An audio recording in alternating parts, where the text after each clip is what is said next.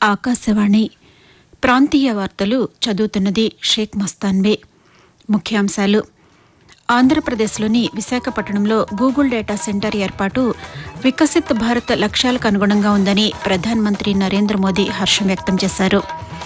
Andhra Pradesh brand పునరుద్దరణతో 16 నెలల్లో భారీ పెట్టుబడులు సాధించామని ముఖ్యమంత్రి నారా చంద్రబాబు నాయుడు. రాష్ట్రంలో చిత్తడి నేలల గుర్తింపు ప్రక్రియ చేపట్టినట్లు ఆంధ్రప్రదేశ్ ఉప ముఖ్యమంత్రి కె పవన్ కళ్యాణ్ పేర్కొన్నారు. రైతులు అధిక ఆదాయం వచ్చే ఉద్యానవన పంటల సాగుకు మొగ్గు చూపాలని నారాసులు హంద్రీనివా ప్రాజెక్టు ఆయకట్టు పరిధిలోని 299 చెరువులను కృష్ణా జలాలతో నింపామని ఆంధ్రప్రదేశ్ రాష్ట్ర జలవనరుల శాఖ మంత్రి నిమ్మల రామానాయుడు తెలిపారు. వార్తల వివరాలు: ఆంధ్రప్రదేశ్లోని విశాఖపట్నంలో గూగుల్ సంస్థ 1 gigawatt hyper scale data centre ఏర్పాటు వికసిత్ భారత్ లక్ష్యాలకు అనుగుణంగా ఉందని ప్రధానమంత్రి నరేంద్ర మోదీ హర్షం వ్యక్తం చేశారు. ఈ సెంటర్కు సంబంధించి ఆంధ్రప్రదేశ్ ప్రభుత్వం గూగుల్ మధ్య జరిగిన ఒప్పందంపై ప్రధానమంత్రితో ఆ సంస్థ సీఈఓ సుందర్ పిచాయ్ ఫోన్లో మాట్లాడారు. ఈ విషయాన్ని వెల్లడిస్తూ పిచాయ్ సామాజిక పోస్టుపై స్పందించారు. ఈ ఏఐ హబ్ ఒక బలమైన శక్తిగా పనిచేస్తోందని, దీని ద్వారా ప్రజలందరికీ కృత్రిమ మేధ అందుబాటులోకి రానుందని ఆయన పేర్కొన్నారు. డిజిటల్ ఆర్థిక వ్యవస్థను బలోపేతం చేస్తుందని, గ్లోబల్ టెక్నాలజీకి కేంద్రంగా భారత స్థానం మరింత పటిష్టమవుతుందని ప్రధానమంత్రి విశ్వాసం వ్యక్తం చేశారు. ఆంధ్రప్రదేశ్ బ్రాండ్ పునరుద్దరణతో 16 నెలల్లో భారీ పెట్టుబడులు సాధించామని ముఖ్యమంత్రి నారా చంద్రబాబు నాయుడు అన్నారు. గూగుల్ డేటా సెంటర్ ఏర్పాటు దేశ ఐటీ చరిత్రలో కీలక మలుపుగా పేర్కొన్నారు. ఢిల్లీలో గూగుల్ సంస్థ నిన్న నిర్వహించిన భారత్ ఏఐ శక్తి సదస్సులో పాల్గొన్న అనంతరం అమరావతికి చేరుకున్న ముఖ్యమంత్రికి గుంటూరు జిల్లా ఉండవల్లిలోని క్యాంపు కార్యాలయంలో పార్టీ ఎంపీలు, ఎమ్మెల్యేలు, నాయకులు స్వాగతం పలికారు.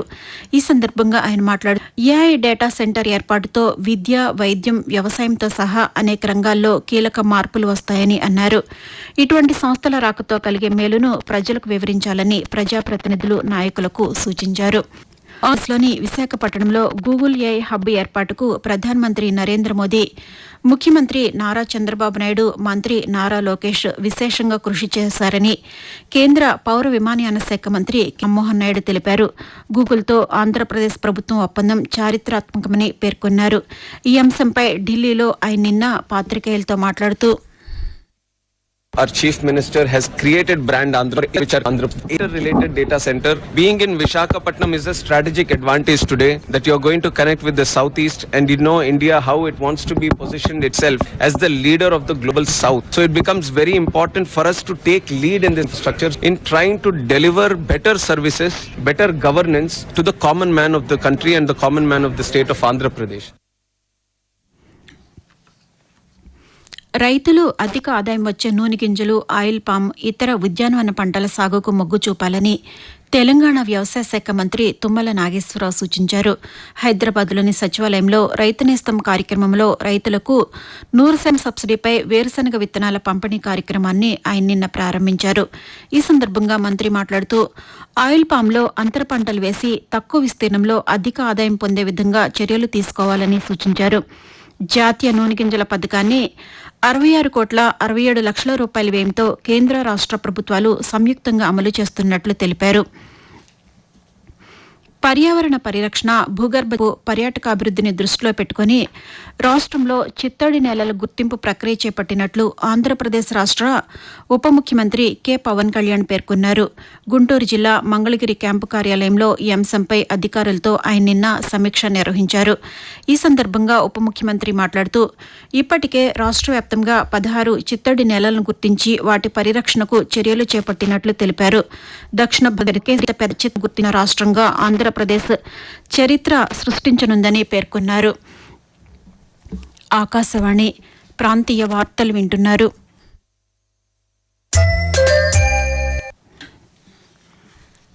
హంద్రీనివా ప్రాజెక్టు ఆయకట్టు పరిధిలోని 517 చెరువులకు గాను 299 చెరువుల్ని కృష్ణా జలాలతో నింపామని ఆంధ్రప్రదేశ్ రాష్ట్ర జలవనరుల శాఖ మంత్రి నిమ్మల రామానాయుడు తెలిపారు. కర్నూలు జిల్లా కేంద్రంలోని జలవనరుల శాఖ చీఫ్ ఇంజనీర్ కార్యాలయంలో సమీక్షా సమావేశాన్ని ఆయన నిన్న నిర్వహించారు. హంద్రీనివా ప్రధాన కాలువ పనులు సకాలంలో పూర్తి చేస్తున్న అధికారులను మంత్రి ఈ సందర్భంగా అభినందించారు. అనంతరం ఆయన మాట్లాడుతూ కాలువ చివరి ప్రాంతమైన కుప్పం వరకు కృష్ణా జలాల తరలింపును అధికారులు ఎప్పటికప్పుడు పర్యవేక్షిస్తూ ఉండాలని ఆదేశించారు. ఆంధ్రప్రదేశ్లోని కర్నూలు జిల్లాలో ప్రధానమంత్రి నరేంద్ర మోదీ పర్యటన సందర్భంగా చేపట్టిన ఏర్పాట్లను మంత్రులు కె అచ్చెన్నాయుడు, నిమ్మల రామానాయుడు, వై సత్యకుమార్ యాదవ్లు నిన్న పరిశీలించారు. రేపు జరగనున్న సూపర్ జీఎస్టీ, సూపర్ సేవింగ్స్ బహిరంగ సభను విజయవంతం చేయాలని ప్రజలకు విజ్ఞప్తి చేశారు. ఈ సందర్భంగా వైద్యారోగ్య శాఖ మంత్రి సత్యకుమార్ యాదవ్ పాతికేయులతో మాట్లాడుతూ ఇవాళ GST 2.0 next generation tax reforms తీసుకురావడం కారణంగా ఇవాళ పెద్ద ఎత్తున వినియోగదారులకి లబ్ధి చేకూరుతోంది. 36 రకాల లైఫ్ సేవింగ్ డ్రగ్స్ మీద పూర్తిగా ట్యాక్సులు తొలగించిన కారణంగా ఒక్క రాష్ట్ర ప్రభుత్వానికి మందులు కొనుగోలు చేస్తున్న వాటిల్లో సంవత్సరానికి 40 కోట్ల రూపాయల ఆదా జరుగుతోంది. ప్రధానమంత్రి గారు ఈ ప్రాంతానికి వచ్చిన సందర్భంగా ఈ ప్రాంత సమస్యలు వారి దృష్టికి వెళ్ళడానికి ఇప్పటికే రాయలసీమ అభివృద్ధి కోసం ఈ కొప్పర్తి గాని ఓర్వకల్ మీద ప్రత్యేకంగా దృష్టి పెట్టడం జరిగింది. దీపావళి సందర్భంగా టపాసులు విక్రయించే వ్యాపారస్తులు తప్పనిసరిగా నిబంధనలు పాటించాలని ఆంధ్రప్రదేశ్లోని ఎన్టీఆర్ జిల్లా కలెక్టర్ నిబంధనలను పాటించకపోతే లైసెన్స్ వినియోగంలో టపాసుల గోదాములు, విక్రయ ప్రదేశాలను కలెక్టర్ నిన్న పరిశీలించారు.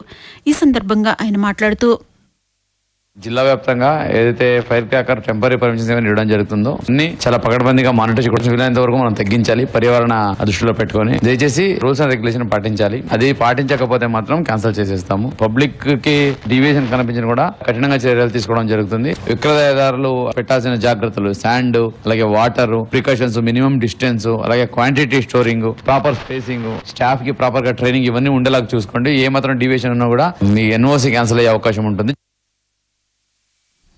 ప్రధాని నరేంద్ర తన మనసులోని భావాలను ఆకాశవాణి ద్వారా దేశ ప్రజలతో పంచుకునే మన్ కీ బాత్ మనసులోని మాట కార్యక్రమం 127వ సంచిక ఈ నెల 26వ తేదీ ఆదివారం ప్రసారమవుతుంది.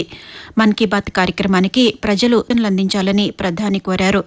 ప్రజలు తమ స్వర సందేశాలను 1800117800 నంబరుకు ఈ నెల 24వ తేదీ సాయంకాలం వరకు పంపవచ్చు. ఢిల్లీలోని అరుణ్ జైట్లీ స్టేడియంలో జరిగిన భారత్ వెస్టిండీస్ క్రికెట్ రెండో టెస్టులో భారత్ 7 వికెట్ల తేడాతో విజయం సాధించింది. మొత్తం 2 మ్యాచ్ల ఈ సిరీస్లో 2.0 తేడా సిరీస్ను కైవసం చేసుకుంది. ఈ టెస్ట్ సిరీస్ విజయంతో ప్రపంచ టెస్ట్ ఛాంపియన్షిప్లో భారత్ విజయాల శాతాన్ని 61.90 పాయింట్లకు పెంచుకుంది. వాతావరణం ఆంధ్రప్రదేశ్ యానాం దిగువ ట్రోపు ఆవరణలో తూర్పు ఈశాన్య గాలులు వీస్తున్నాయని అమరావతి వాతావరణ కేంద్రం తెలిపింది. దీని ప్రభావంతో ఆంధ్రప్రదేశ్లో రానున్న 2 రోజుల పాటు తేలికపాటి నుంచి మోస్తరు వర్షాలు కురిసే అవకాశం ఉందని వాతావరణ శాఖ అధికారి ఎల్ నారాయణ పేర్కొంటూ ఉత్తర కోస్తా ఆంధ్రప్రదేశ్ యానాంలో ఈ రోజు తేలికపాటి నుండి మోస్తారు వర్షాలు లేదా ఉరుములతో కూడిన జల్లులు కొన్ని చోట్ల కురిసే అవకాశం ఉంది. ఉరుములతో కూడిన మెరుపులు 1 లేదా 2 చోట్ల సంభవించే అవకాశం ఉంది. ఇక దక్షిణ కోస్తా ఆంధ్రప్రదేశ్ లో తేలికపాటి నుండి మోస్తారు వర్షాలు లేదా ఉరుములతో కూడిన జల్లులు అనేక చోట్ల కురిసే అవకాశం ఉంది. భారీ వర్షాలు ప్రకాశం, నెల్లూరు జిల్లాల్లోనూ 1-2 చోట్ల కురిసే అవకాశం ఉంది. 1 చోట్ల సంభవించే అవకాశం ఉంది.